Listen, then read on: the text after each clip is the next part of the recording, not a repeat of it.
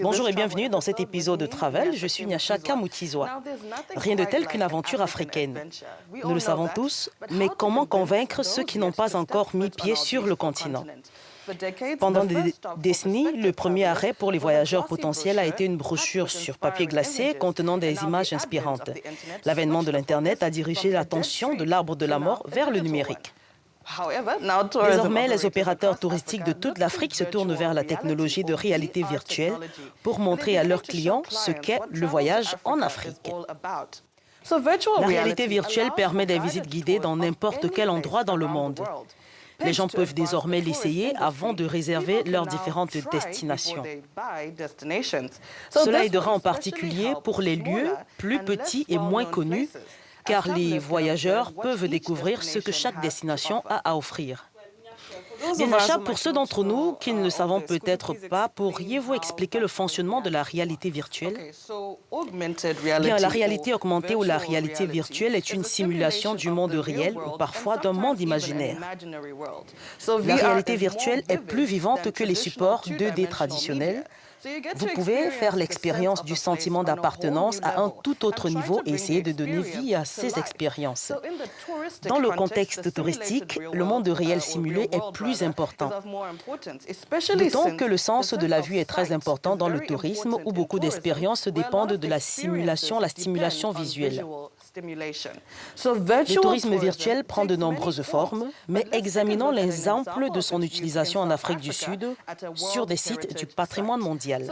Les visiteurs qui découvrent le site du berceau de l'humanité, situé à environ 50 km au nord-ouest de Johannesburg, peuvent désormais explorer ces grottes étroites et profondes, utilisant la technologie de réalité virtuelle et une nouvelle application appelée Dinaledi.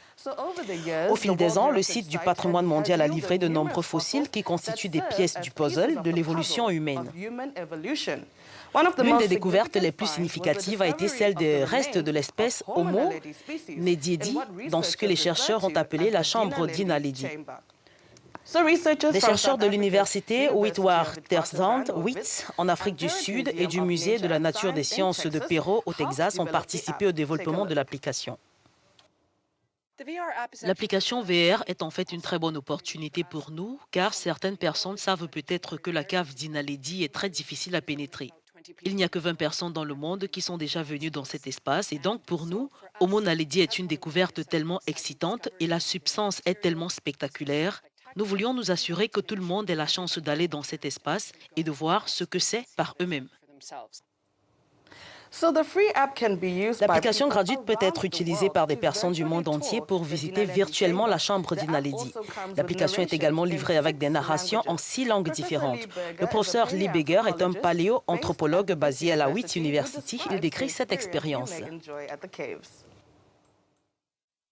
Ce que fait cette application réside dans un espace tridimensionnel. Il vous place en fait sur les lieux de nos fouilles. Ainsi, vous pouvez voir la zone de fouille originale, vous pouvez réellement trouver des fossiles et faire des découvertes, les ramasser et les examiner si vous le souhaitez dans l'espace virtuel. Mais vous pouvez également explorer le reste de la remarquable cave. Vous pouvez regarder autour de vous. C'est une véritable expérience à 360 degrés. Vous pouvez regarder le sol, les murs et explorer vous-même dans peut-être l'un des plus importants anciens sites relatifs à l'être humain sur la planète. L'équipe qui souhaite rendre ces fouilles plus accessibles déclare explorer de nouvelles façons d'enrichir l'expérience déjà offerte par l'application d'Inaledi VR aux visiteurs désireux d'en savoir plus sur l'évolution humaine.